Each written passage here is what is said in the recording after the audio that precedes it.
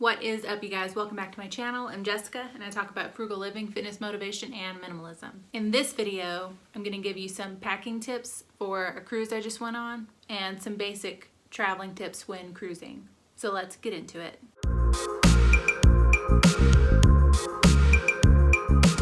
So I've been on about 18 cruises. Just to provide some background, my family, we love cruising. I've been cruising since 16 years old. I've only ever cruised on Carnival, so I can't compare anything I'm gonna say with my experience with any other cruise line. But this is the first cruise related packing type of video I've made, so I'm excited to show you guys what I did. With COVID, there were some extra things we had to do in order to cruise. So within 48 hours, we had to have proof of a negative COVID test. So this didn't have to be the rapid test. It could be a few other tests. I'll list them below of the ones that Carnival was okay with. But it had to be within 24 hours, negative test result.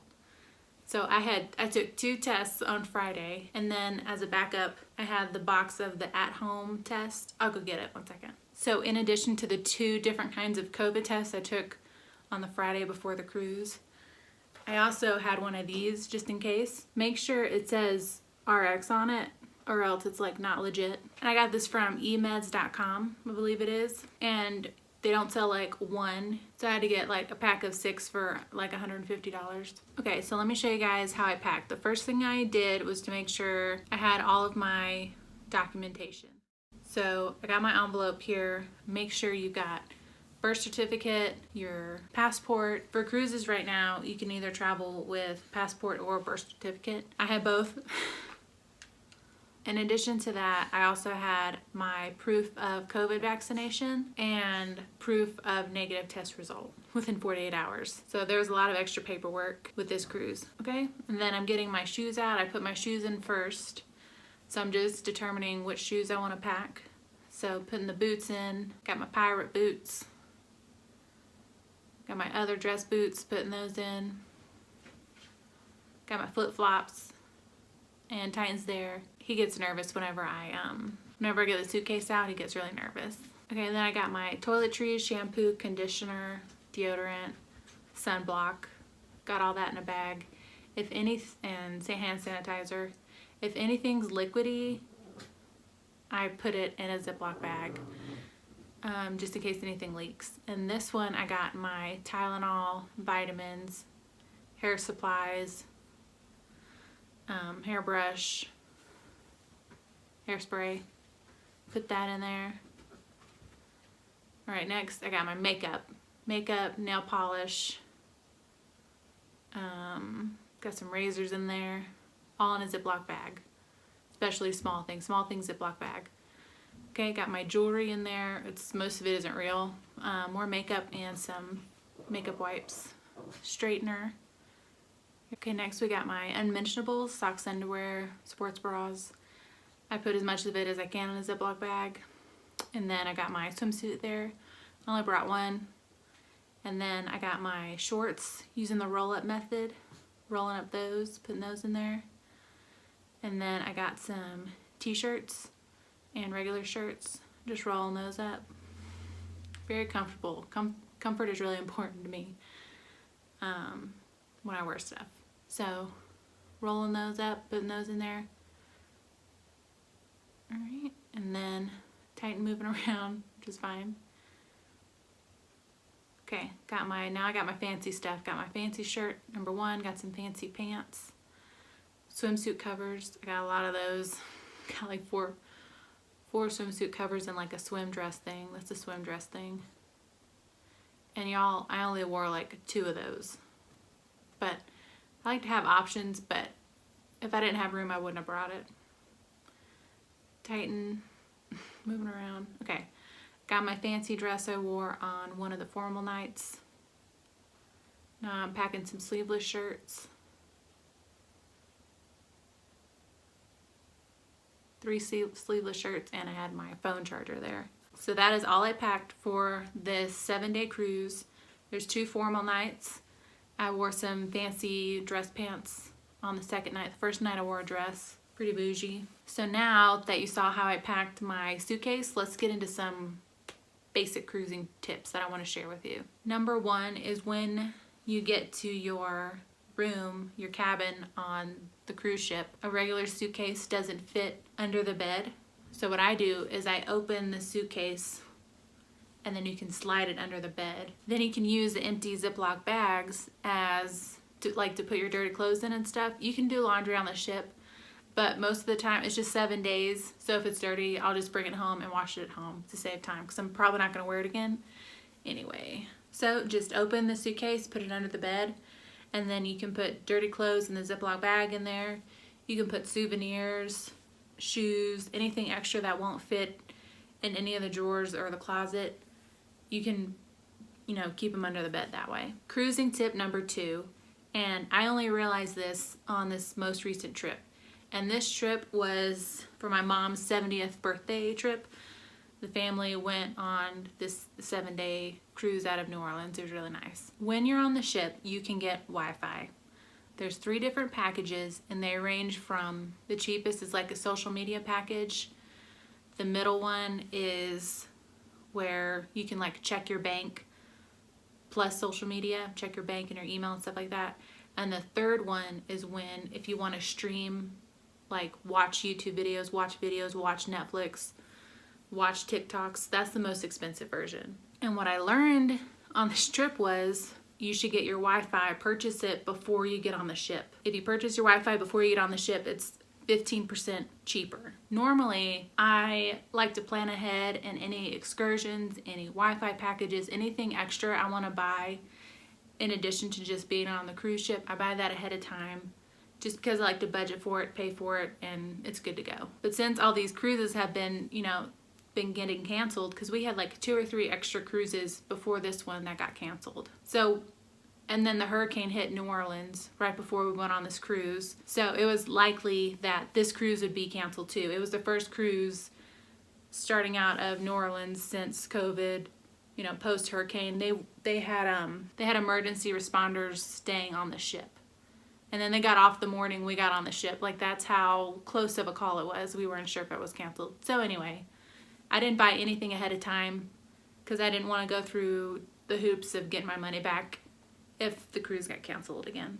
So moral of this tip is buy the Wi-Fi and any other thing you can ahead of time before getting on the ship. So tip number 3, and Carnival's, they're starting to tell people about this one, but they have a free Carnival Hub. It's called the Hub app, HUB, and you can download it. It's free, and it tells you they're going the menus and everything, they're going digital. So this app, it'll tell you what's going on, where you can get food, where the entertainment is, what's happening, all on this app. What's also on the app is a chat feature, so you can chat with other people that are on the ship with you. So you enable all of these extra features from the app once you're on board, because you put in your folio number, which is on a card they give you once you're getting on the ship. However, the thing with this chat feature on this app is it's $5 a day. And my tip is that if you're going to get the social media package anyway, with Facebook Messenger, don't waste your time with the $5 a day on the Hub app. You can still have the app, just don't spend the $5 for the chat feature, because the cruise we just went on, the chat feature was not working most of the time. I would have to sign out of the app and sign back in, or reinstall the app, and we ended up just messaging on Facebook Messenger instead of using the app. So save your $5 a day if you're going to get that social media package anyway. So tip number 3 is to get any other packages you want ahead of time, but specifically shore excursions. And if you want to get the Cheers package, which is it's unlimited drinks every day. For the Cheers package, that's a little expensive, and the limit is actually 15 drinks with the Carnival's Cheers program. So it seems like it's unlimited drinks in a day, but the limit is actually 15 drinks a day, and it's not just alcoholic drinks. So this also includes the specialty coffees at the coffee shops that they have on the ship, which are really good. But it's really difficult to hit 15 drinks in a day, especially if you're going to be in port where most of the bars are closed anyway. But the drinks are expensive. They're like anywhere between, like you can get like $10-ish is about the price of a drink, like a special drink, like a cocktail. So if you think you can't hit the 15 drinks a day for the Cheers package, then just budget $10 a drink, each drink. And that's what I recommend. The drinks are expensive, the alcoholic drinks. So when people get the Cheers package, since it was like expensive in their mind, but I think fairly priced for what they have priced anyway for the drinks, they try and reach the 15 drink limit and they drink way too much. So I would just recommend budget that much money and be ready to pay for it ahead of time rather than get the Cheers package. But if you think you really are going to be drinking a lot, like every single day, then I think the Cheers package is definitely worth it. So you just gotta figure out how much you're gonna be drinking on the ship. The regular drinks like water and juice, that's free. And then soda is not free. I can't remember the last time I had a soda, but it's not free. The energy drinks, like the Red Bulls and stuff, that's included in the Cheers package. The fourth tip I have is to let you know that as soon as you step on board, on your bill before you get off the ship, it tallies like everything you spending money on, and you use your Sail and Sign card. It looks like a debit card, and it's attached to your form of payment, whether that's cash or debit card or credit card or what have you. If you have a credit card, I recommend cutting it up, get a debit card instead. But anyway, so the night before you get off the ship, they slide your bill under the door, and it's accumulation of everything you've spent or paid off, or any kind of activity on your account is on this piece of paper. And what's on there is gratuity that is automatically put on there for everybody that gets on the ship. The amount of gratuity just depends on how long you were on the ship. So for 7 days, it's about $100. So what our family used to do was we would take the gratuity off the bill. You can take the gratuity off if you want, but those crew members deserve the gratuity that's on there. People are working and you don't even see them like working hard on the ship. So what we used to do is take the gratuity off, and then we would pay people in cash in person who were assisting us, like the cleaning crew and the cabin steward and the wait staff in the dining room, people like that. But then we realized like some nights we just skipped dinner, and we wouldn't be able to like tip them in person on the last night, but we'd have to go and like find them and tip them. So we just decided to leave the gratuity on there. It's just easier. They deserve it. Everybody's happy. That's another thing to budget for, is gratuity for the staff. So tip number 5, when you're packing your suitcase and you're thinking about all the events that you want to go to on the ship, everything that's happening, or you don't know what's happening, one of the things I've noticed is that for the formal nights, we like to dress up. I like to dress up, but then once dinner's over, we usually go and change into something more comfortable. So think about, and you can, obviously wear things more than once on the ship, but if I wore like a dress to dinner, I'd want to change into something more comfortable, and then we like go to the club or something on the ship. So just think about that. You don't have to wear, obviously your formal dress all night. You can change into something else later on. All right, guys, that's all I have for you in this video. Let me know what you think down below, and I'll see you next time.